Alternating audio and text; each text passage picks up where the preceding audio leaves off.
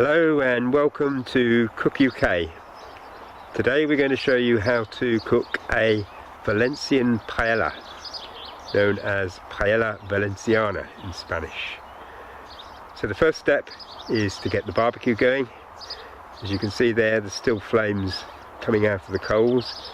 So we're going to leave that for 10-20 minutes and we're going to go and do some preparation, which we'll show you right now. So on to preparing tomatoes for our Valencian paella.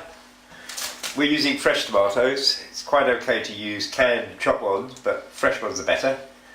So what you do is you simply halve the tomato. Just remove most of the pips from each of the cavities there.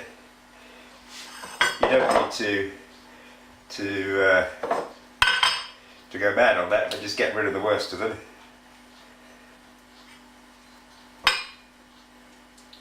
That'll do fine. And then you just take a normal food grater and you take the tomato like that, with the skin side towards you, and just simply go like that. Then what we're going to end up with at the end is just the skin of the tomato. And all the flesh will either be on the granite board here or in the grater. And there we are. So we've got all the flesh. We'll just do the second one. It's actually quicker than trying to skin the tomatoes by boiling them and cutting a little slit in them and all that sort of thing. And just as good. So we'll do a couple more of the tomatoes and then we'll get back to you with a bit more preparation. So we have 2 garlic cloves here, and what we're going to do is we're going to take the skins off them, and then we're going to finely chop them. Let's just remove a bit more there, and then we're going to finely chop them. You can probably see in the background there the beans that we've chosen to use. Hold on a second.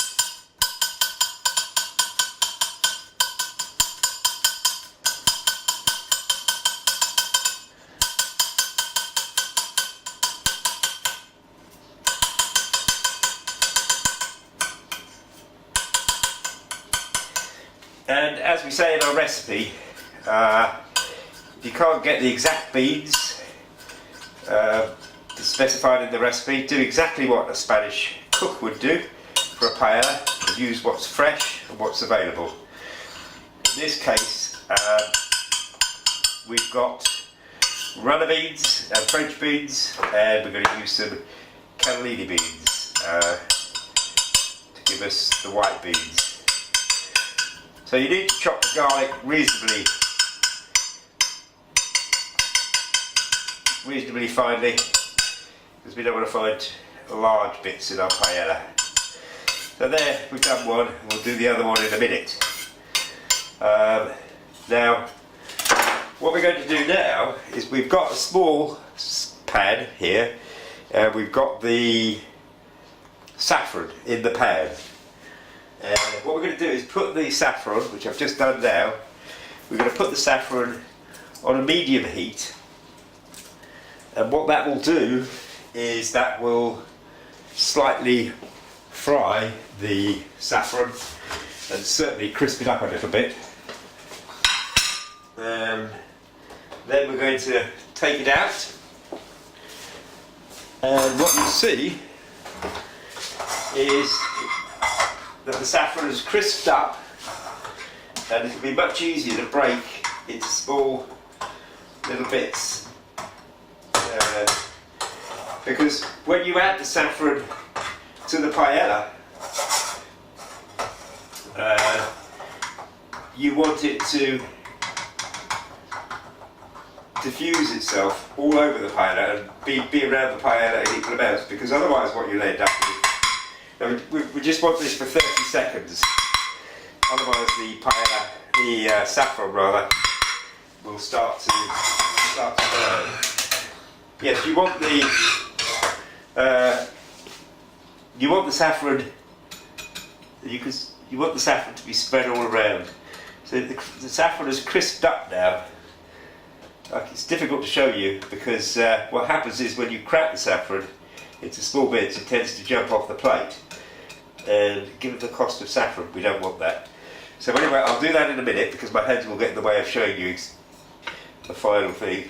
But that's the saffron crisped up, then broken into tiny little bits, and we'll scatter that over the paella when we cook it.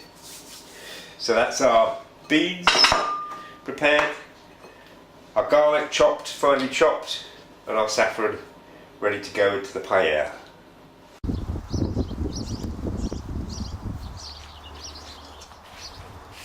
So our preparation is done and the fire has died down to a large degree, so it's ready to cook our paella Valenciana. So the first thing we do is put the paella dish on the fire and add 2 to 3 tablespoonfuls of hopefully Spanish olive oil, although this is Greek olive oil. As long as it's good quality virgin olive oil, it doesn't really matter.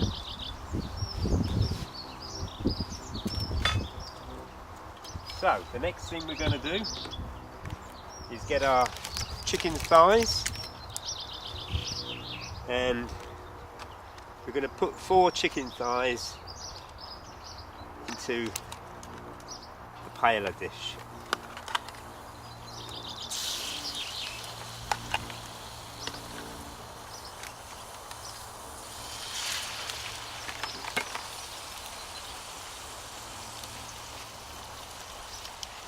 Okay, so we have to make sure that we keep these chicken thighs moving around and well into the oil, because if you don't keep them moving around, they will stick, even though it's got some olive oil here. So what we'll do is we'll take some salt and pepper. This is sea salt, normal salt will do just as well, and we'll sprinkle them liberally with salt and a little bit of pepper.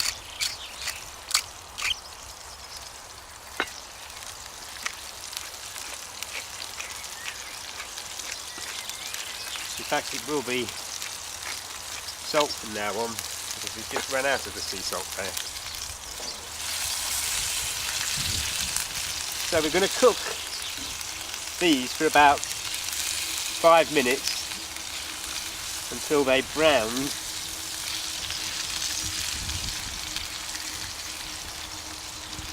And then we'll be adding the beans. What we've got here is filleted chicken thighs. I tried to get normal chicken thighs, but they weren't in stock at the supermarket. So you have to make do with what you've got. They're almost as good, although on the bone, probably better because it will impart a bit more flavour to the paella.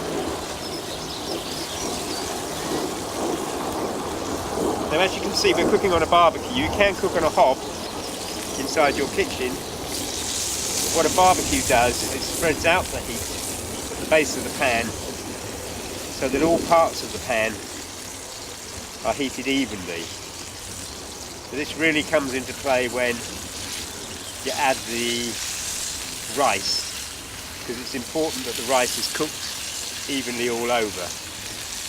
Now, one other thing to beware of with a, or not to beware of, but to be careful of with a paella pan is these handles. I'm not quite sure why they put the handles there, because in fact when the paella's cooking they get very, very hot and it's impossible to handle them just by themselves. You need a towel or something like that, which I'll get in a few minutes. So we'll leave those cooking, moving around, and I'll get back to you with the next step when they're done. So those chicken pieces, those chicken thighs have been cooking for about 5 minutes. And as you can see, they're starting to brown up now. So that's enough for them. What we're going to do next is add our beans. So we've got green beans there and some yellow beans. These are known as butter beans, the yellow ones. And the other ones are simply runner beans. That's those. And we've got some French beans here. Now, the recipe calls for specific bean types. And you may not have them in the shops at the time you're cooking the paella. So you do what every good Spanish cook does and substitute what's in the recipe for something similar that's in season. And that's what we've done here for some of these ingredients. But we're sticking to the rule that we've got some yellow beans and we've got some green beans. Now we're going to cook these for about 5 minutes until the beans have started to soften up. And then we'll take you on to the next step in the process. Right, our chicken and beans have been cooking for another 5 minutes. So what we're adding here is the tomato and garlic that we prepared earlier. Now while those beans and chicken were cooking, we kept stirring frequently to make sure that everything was cooked evenly. And now we're just going to add a little bit more salt, and we're going to mix that tomato in like this, and we'll leave that cooking for about 12 minutes.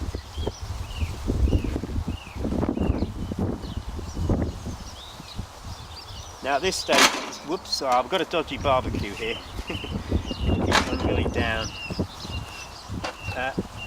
There's probably not much need to stir this frequently now. Just once every 3 or 4 minutes, but keep your eye on it just to make sure nothing's boiling over. So we'll leave this for 12 minutes and we'll come back to you then and do the next step in our Paella Valenciana. Right, our beans and chicken and tomato and garlic have been simmering for another 12 minutes. So what we're doing is adding our stock now. This is chicken stock. And you're going to add stock, it's just under 2 pints and just under a litre. We're going to add it till it comes near the top of the paella dish.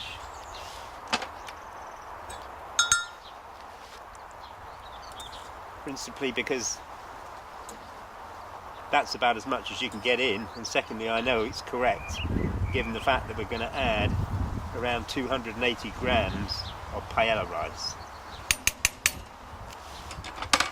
Now we're going to add a teaspoonful, let me just pour it out here,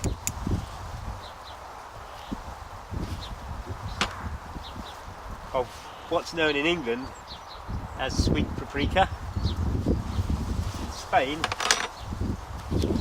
it's known as pimienton. It's the same difference. I'm sure the Spanish would say that unless it's Spanish sweet paprika it's no good, but in truth sweet paprika is sweet paprika.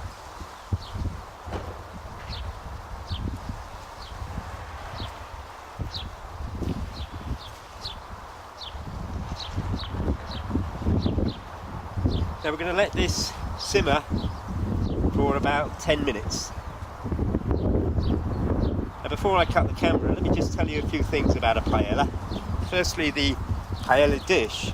This is a true paella dish, and as you can see, the edges are very low. It's not high. It also has dimples on the bottom. The dimples transmit the heat from the barbecue all round the pan very easily. The pan also is inverted or domed slightly inwards in the middle, and that allows the oil to collect when you start to fry off the, in this case, chicken, or if you're adding rabbit and snails, those as well, or not the snails, rather the rabbit. It's got these handles on, which, as I say, allows you to carry it, but you have to be very, very careful because they get very hot. But that's a paella dish, and the reason the sides are so low is that we're only going to add rice that comes near the top. We don't want a thick layer of rice, we just want an even, large, finished layer of rice, and the paella dish is designed exactly for that. Now the ingredients chicken here, the recipe that we have on Cook UK, www.cookuk.co.uk, calls for rabbit as well and snails. Now the Spanish would use whatever's in season. If they'd freshly killed a chicken and they haven't got any rabbit, they would just use chicken, and vice versa with rabbit. So use whatever you want to, as long as it's either chicken and or rabbit and or snails. We're not adding snails because we simply don't like them. But as I say, the authentic recipe is in cookuk.co.uk. Now some of the other ingredients are going to be added later on. Firstly, the rice. The rice we're going to add is paella rice. It's a short-grained rice, and it's different from a risotto rice insofar as it won't absorb into the centre of each grain of rice quite as much water. So instead of getting what you do in a risotto, which is a creamy mixture, with a paella you get a slightly nuttier mixture, and the grains of rice tend to stay much more separate. It's basically a dry rice dish, paella. It's not a wet rice dish. All the liquid has to be absorbed. So that's your paella rice. There's different types of paella rice. The most famous and the most expensive is bomba rice. That absorbs a lot of water, but still the grains remain firm and they stay very separate. It's just a matter of cost. But as long as you use paella rice, you're going to end up with a good paella. Saffron, which we're going to add later, is one of the most expensive herb, spice that you can buy anywhere in the world. It's harvested from the stamens of the crocus, and the harvesting has to be done by hand, and it's a labour-intensive job, and that's why it's so expensive. Saffron does two things ostensibly. The first is definitely it adds flavour and aroma to a paella. Without the saffron in it, it's not a paella. You won't get that aroma. The second thing that saffron's meant to do is to colour rice.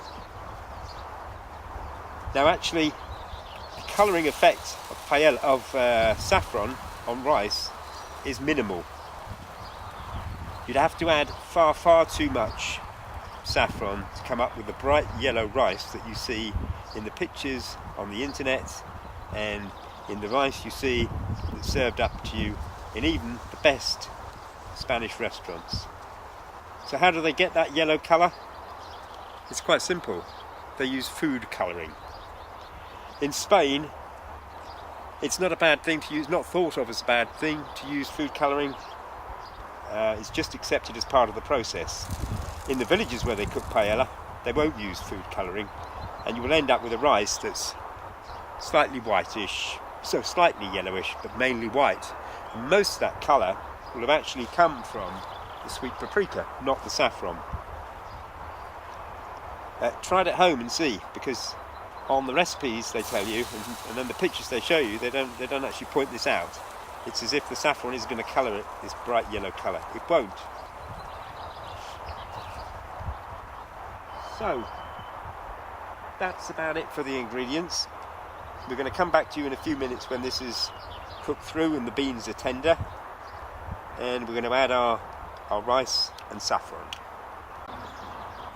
Okay, so we're going on to the next step, which is adding the rice now.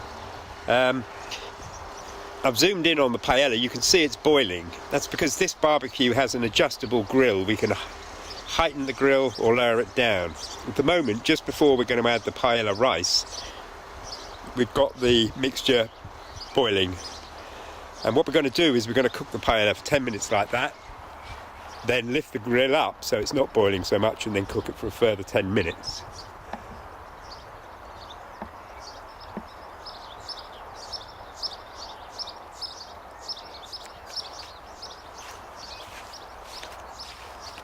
The first thing we're going to do is add some rosemary, about a teaspoonful.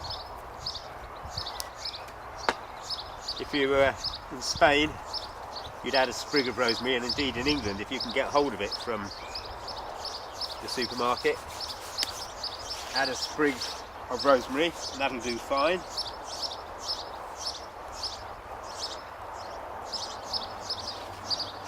Now what we're going to do is add the saffron, hoping the wind won't blow it away. And we're going to spread it around like that.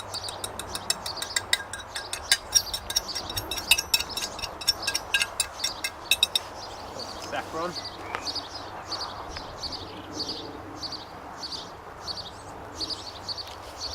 And give that a good stir so the rosemary and the saffron is fully mixed in.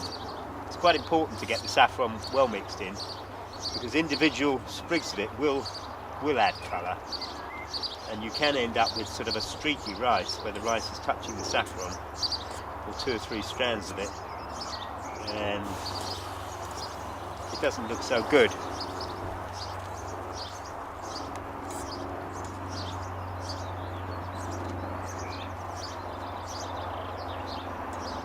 Okay, so that's all mixed in, and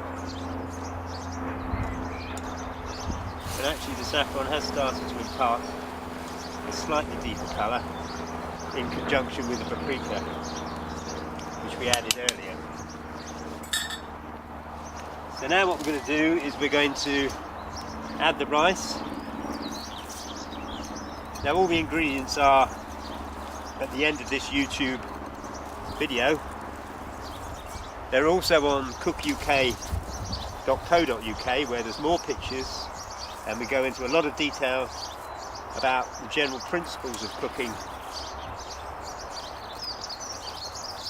a paella.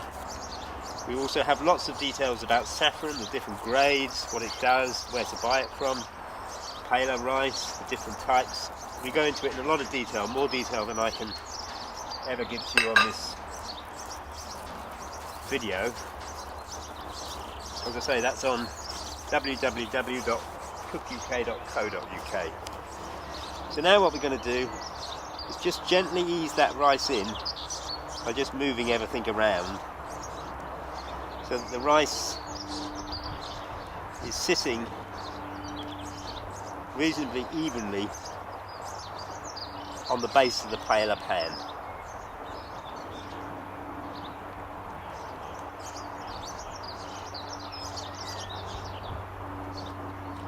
And also it mixes all the ingredients and the juices into the paella rice.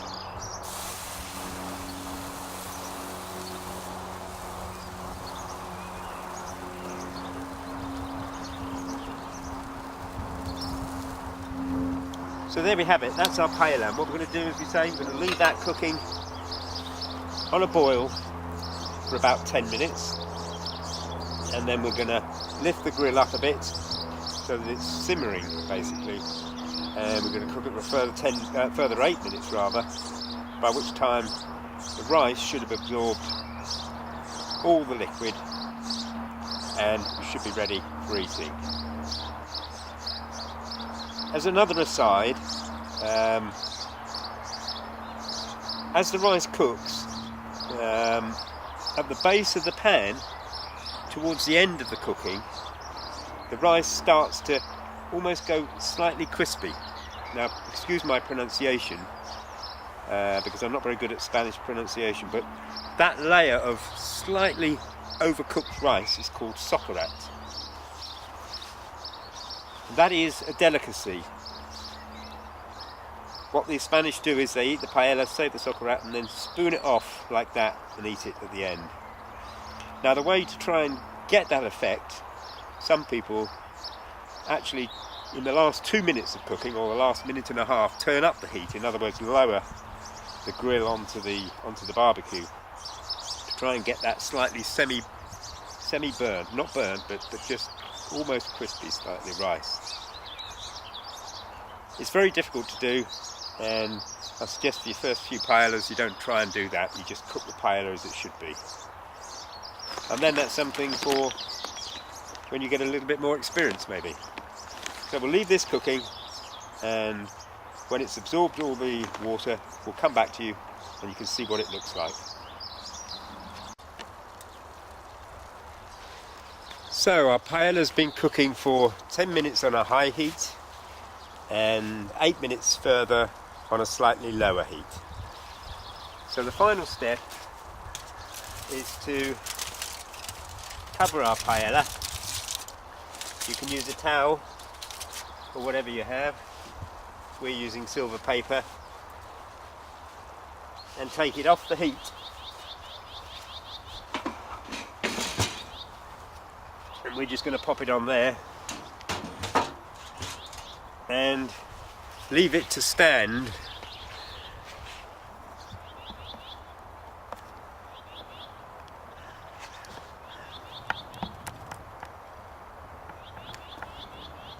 leave it to stand for about 5 minutes. Now that will absorb the remaining liquid, and our paella will be complete. Then the only thing we need to do is garnish it with some lemons and serve it up.